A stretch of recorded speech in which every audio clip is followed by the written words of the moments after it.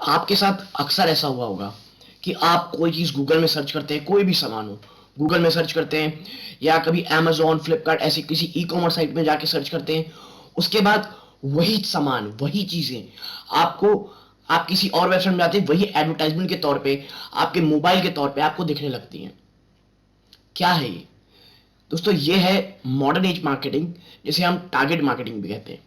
और जो कहा जा रहा है लोगों द्वारा कि आने वाला समय यही है, टारगेट मार्केटिंग, डिजिटल मार्केटिंग। और आज की जो मेरी कंपनी है उसका नाम आप लोगों ने बहुत, मुझे लगता है, सुना होगा, और कई लोग इस पर बहुत ज्यादा बुलिश भी हैं। जानेंगे। देखिए, आप निवेश कर रहे हैं तो आपको पता होगा कि एफएल इंडिया है क्या, लेकिन आज मैं बात करूंगा आपसे कि आने वाला समय, आने वाला साल कैसा है एफएल इंडिया के लिए, और स्प्लिट के बाद क्या चीजें बात हो सकती हैं एफएल इंडिया को आगे बढ़ाने वाली। हर चीज में चर्चा होगी दोस्तों। वीडियो को अंत तक देखिएगा। अगर निवेशित हैं या निवेश करना चाहते हैं, दोनों के लिए ये वीडियो बहुत ज्यादा इंपॉर्टेंट होने वाली है। और भी कोई जानकारी आपको चाहिए होगी, कमेंट बॉक्स में जरूर बताइएगा। नमस्कार दोस्तों, मेरा नाम है अमिताभ मिश्रा। आज बात करेंगे एफएल इंडिया के ऊपर। गाइस, एफएल इंडिया जो है ना, ये टारगेट मार्केटिंग में वर्क करती है। ये डिजिटल मार्केटिंग की कंपनी है। और आने वाले समय जिस तरह से दोस्तों मोबाइल और प्लस जो स्मार्ट टीवी का चलन चल रहा है, इसके कारण कई investors, analyst, even the retail investors बहुत ही ज्यादा बुलिश हैं इस कंपनी को लेकर के दोस्तों। 2005 में दोस्तों एक कंपनी बनी थी, बट 2006 में फॉर्मली लॉन्च हुई सिंगापुर, इंडिया और यूके में दोस्तों। कंपनी बहुत ज़्यादा अच्छी थी। इसकी जो मैनेजमेंट है, इसके बारे में बाद में बात करूंगा, लेकिन मैं आपको बता दूं, मुझे इसकी मैनेजमेंट बहुत पसंद है। इनके जो सीईओ साहब हैं, उनका नाम, उनके बारे में आगे चर्चा करेंगे। बट मैं आपको बता दूं, क्योंकि मैं हमेशा कहता हूं आपसे, कभी किसी कंपनी में निवेश करें ना, तो सबसे पहले दोस्तों मैनेजमेंट के ध्यान दीजिए कि भाई मैनेजमेंट क्या एक्सपीरियंस्ड है, क्या जिस कंपनी में वो काम कर रहे हैं, जिस कंपनी में आगे बढ़ रही है, क्या उसका उनके एक्सपीरियंस है। क्योंकि दोस्तों देखिए, बिजनेस के साथ जब भी आप किसी कंपनी में निवेश करते हैं, आप उसके बिजनेस में निवेश कर रहे हैं। और बिजनेस ना दोस्तों हमेशा एक समान नहीं रहता, उतार चढ़ाव आते हैं। कभी बहुत ज्यादा जाएगा ऊपर, कभी साल भर होता है ऐसा है कि भाई कंपनी थोड़ी वीक हो जाती है, लेकिन वो मैनेजमेंट होती है जो उस टफ टाइम से उस कंपनी को उठा के वापस से उस मकाम पे ले जाती है। ठीक है दोस्तों, अब आप देखिए जो एफएल इंडिया है ना, उसका जो सबसे बड़ी जो उसकी स्ट्रेंथ है, वो दोस्तों इसकी जो कॉन्टेक्चुअल मार्केटिंग एड्स है ना, उसमें है।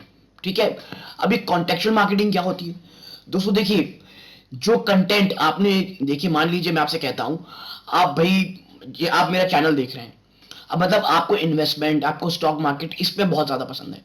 आपने देखा, आपने सर्च किया भाई कौन सी ब्रोकरेज कंपनी है, फिर आपने भाई आईएफएल के पेज में गए या मनी कंट्रोल के पेज में गए। उस वक्त आपको ब्रोकरेज हाउसेस के बारे में, या कौन सी ऐसी कंपनियां हैं जो रिकमेंडेशंस देती हैं या स्टॉक स्पेसिफिक जानकारियां देती है, उसका ऐड आपको आ रहा है। यानी कि जो टारगेट मार्केटिंग है, जो चीजें, जिस चीज के जो वेब पेज में आप गए हैं उससे रेलेवेंट चीजें, या जो आपने दोस्तों सर्च की हैं, उस प्रकार की चीजें आपको दिखा रही हैं। ऐसा नहीं आपने देखा कुछ और है और आपको बताया जा रहा है, आपने शर्ट ढूंढ रहे हैं तो आपको भैया आपको तलवार की एड्स आ रही हैं, ऐसा नहीं। तो यही है दोस्तों कि कॉन्टेक्चुअल मार्केटिंग, और ये दोस्तों बहुत सक्सेसफुल रही है। और खास करके दोस्तों किसके, जिसके लिए, उनके लिए दोस्तों। देखिए, आपको पता होगा ट्रेडिशनल मार्केटिंग क्या हुआ करती थी। आपने देखा होगा पेपर में एड्स आना, आपने देखा होगा कि पॉम्पलेट्स आपके साथ न्यूज़पेपर में सुबह सुबह आते थे। आपके साथ दोस्तों, आपको याद होगा बिलबोर्ड्स, बड़े बड़े बिलबोर्ड्स लगते थे। अब आपको ही पता है पॉम्पलेट्स के साथ क्या होता था और पॉम्पलेट कौन पढ़ता था। प्लस बिलबोर्ड इतने एक्सपेंसिव है दोस्तों कि कोई एक नई कंपनी, छोटी कंपनी है जिसका मार्केटिंग साइज दोस्तों उतना नहीं है, आपको क्या लगता है वो बिलबोर्ड अफोर्ड कर सकता है?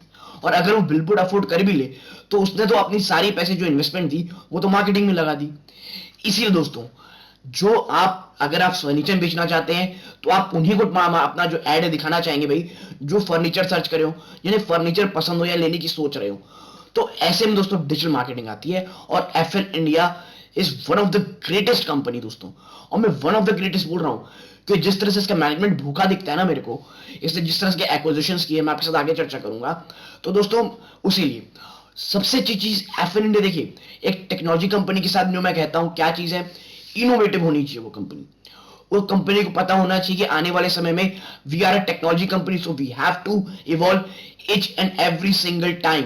ठीक है, और देखिए जो एफएल इंडिया है वो फ्यूचरिस्टिक टेक्नोलॉजी बहुत ध्यान देती है दोस्तों, जैसे artificial intelligence, machine learning, deep learning.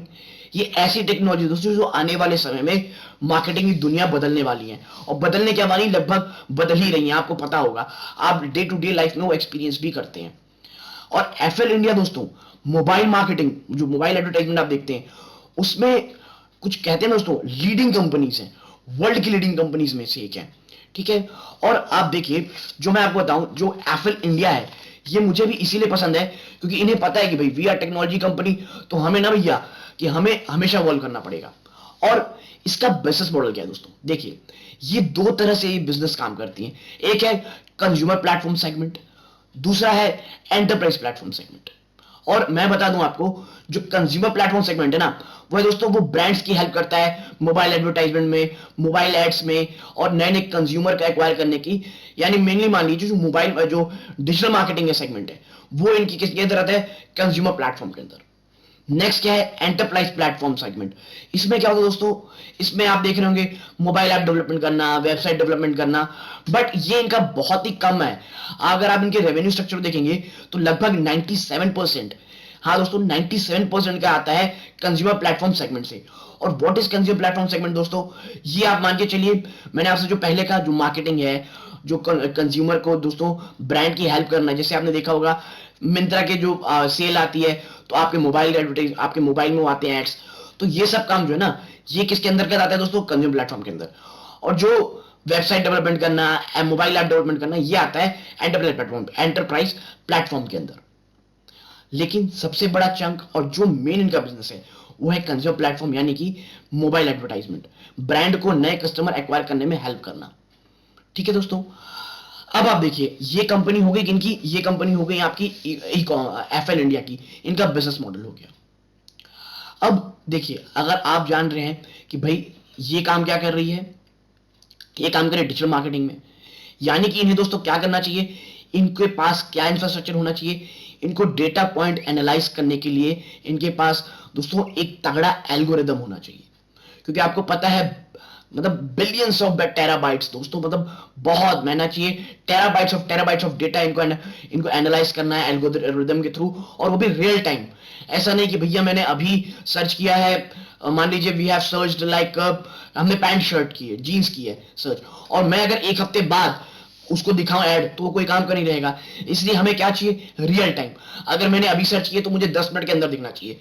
और दोस्तों ये तभी संभव है कि ये जो एल्गोरिदम है, ये मेरे खुद का हो, मैं किसी थर्ड पार्टी से दोस्तों टाई अप ना किया करूं कि भाई मैं आपकी टेक्नोलॉजी यूज करूंगा और आपके एल्गोरिदम यूज करूंगा। तो ऐसा इसके साथ बिल्कुल नहीं है।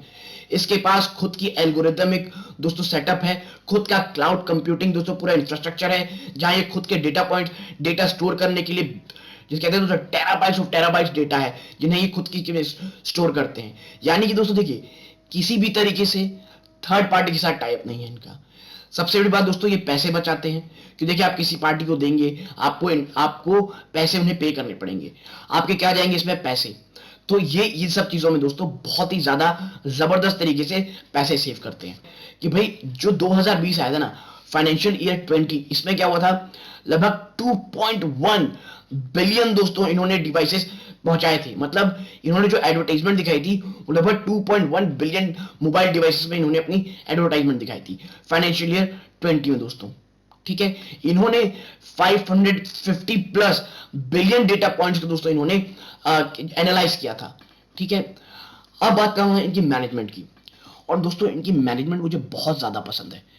इनके मैनेजमेंट की जो अगर बात करें, तो जो अनुज खन्ना है दोस्तों, अनुज खन्ना सोहम, ये इनके फाउंडर हैं और इनके सीईओ भी हैं। इनके पास दोस्तों 20 प्लस ईयर्स ऑफ एक्सपीरियंस है। ठीक है, 20 साल से भी ज्यादा एक्सपीरियंस। और इसीलिए मैं कहता हूं दोस्तों, अगर आप किसी कंपनी में निवेश कर रहे हैं तो उसके बिजनेस में निवेश करें। और बात मानिए, ये कंपनी की मैनेजमेंट बहुत ज्यादा अच्छी है। ठीक है, तो ये तो होगी दोस्तों इनकी मैनेजमेंट की बात। जिस तरह से इसकी मैनेजमेंट हमें ना भूखी लगती है, मैं जो भूख का वर्ड यूज कर रहा हूं दोस्तों, वो क्यों कर रहा हूं, देखिए अगर मैं आपके साथ बात करूं, तो आप देखिए इन्होंने लगभग 2018 में दोस्तों विजूरी बिजनेस नाम की एक कंपनी को एक्वायर किया। फिर 2020 में शॉफर्स इन 2019 को इन्होंने एक्वायर किया। 2020 में दोस्तों इन्होंने मीडिया स्मार्ट कंपनी को एक्वायर किया, जो कि एक यूरोप बेस्ड थी दोस्तों। ठीक है। और अभी अभी अगर रीसेंट में बात करूं, सबसे रीसेंट, इसने जैम्प को एक कंपनी का एक्वायर किया है जो कि साउदर्न लैटिन अमेरिका की कंपनी है। लगातार एक्विजिशन जारी है दोस्तों, फ्यूचर बहुत ब्राइट है, मैंने आपको बताया। और दोस्तों इसका जो सबसे अच्छा पॉइंट है ना, वो इनका जो बिजनेस मॉडल है। ये दोस्तों जो अपने कंज्यूमर को ना, तब तक अपने जो क्लाइंट है उनसे तब तक पैसे नहीं लेते जब तक सामने कंज्यूमर जो है वो पूरी परचेज नहीं कर लेता दोस्तों। एड दिखाने के पैसे नहीं लेते हैं, एड आपने देखा, उसके बाद आपने उसे पूरा कंप्लीट किया उस ट्रांजैक्शन को, तभी अपने कस्टमर को चार्ज करते हैं दोस्तों, ठीक है। और ये एक बहुत सफल बिजनेस मॉडल रहा है इनका। और एफएल इंडिया में देखिए दोस्तों, डिजिटल मार्केटिंग है, आपको पता है इनके पेटेंट्स जबरदस्त है। 18 यूएस पेटेंट इनके पास दोस्तों थे और वो लगातार बढ़ रहे हैं। रिसेंट टाइम से बात करूं मैं एफएल इंडिया की, तो इन्होंने दोस्तों जो बात इन्होंने की है ना, आपने पॉडकास्ट सुना होगा, तो जो पॉडकास्ट के दौरान जो आपकी मूवमेंट होती है, जो आप सुनते हैं, उस तक को दोस्तों इन्होंने उनके जो कहते हैं ना एक एड जनरेशन करने के लिए जो एल्गोरिथम होता है उसको भी पेटेंट कराया है दोस्तों। कहां से? यूएस से। प्लस इनका मानना यह है कि जो आने वाले समय में जो आप डिजिटल टीवी देख रहे हैं ना, स्मार्ट टीवी, डिजिटल टीवी गलत वर्ड होता है, स्मार्ट टीवी देख रहे हैं, और उसकी जो दोस्तों प्रोग्रेस है, उसकी जो रीच है, जो लगातार बढ़ रही है। और ये मुझे बताने की जरूरत नहीं कि स्मार्ट टीवी का जो रीच है वो दिन प्रतिदिन कितनी बढ़ रही है। आप आसपास घूमेंगे तो आपको समझ में आएगा। तो आप समझ जाइए जो स्मार्ट टीवी है उसमें भी जिस तरह से डिजिटल एडवर्टाइजमेंट की जो स्कोप है, कंपनी का मानना है वो बहुत ज्यादा है। मोबाइल एडवर्टाइजमेंट में ये one of the greatest company, मैंने आपसे कहा है। और मोबाइल जिस तरह से बढ़ रहे हैं दोस्तों, मोबाइल यूजर्स इंडिया में पेनिट्रेशन बढ़ रहा है, वो बहुत भयंकर है दोस्तों। डिजिटल मार्केटिंग में कंपनियां निवेश करना तो दोस्तों अभी सिर्फ शुरू की हैं, आने वाले समय में ये बहुत ब्राइट तरीके से बढ़ेगी। और एफएल इंडिया से बहुत ज्यादा मैं कहूंगा बेनिफिशियरी रहेगी, इसकी बहुत बड़ी बेनिफिशियरी। इसीलिए फॉर अ लॉन्गर टर्म जो इंसान, जो व्यक्ति 2 से 3 साल के होरिजन रख रहा है, उसे एफएल इंडिया में निवेश करने की सोचनी चाहिए दोस्तों। अगर आपको मेरा काम पसंद आया हो दोस्तों तो जरूर सब्सक्राइब कीजिएगा। कोई क्वेरी हो, कुछ प्रॉब्लम हो तो उसे कमेंट बॉक्स में जरूर रखिएगा। मेरे से कुछ त्रुटियां हो रही हो या अगर आपको कोई सुझाव है मुझे किस तरह कुछ और पेश करना चाहिए तो जरूर अपना सुझाव दीजिएगा। यहां तक जुड़े थे दोस्तों, इस सब के लिए आप सबका बहुत बहुत धन्यवाद। जय हिंद दोस्तों।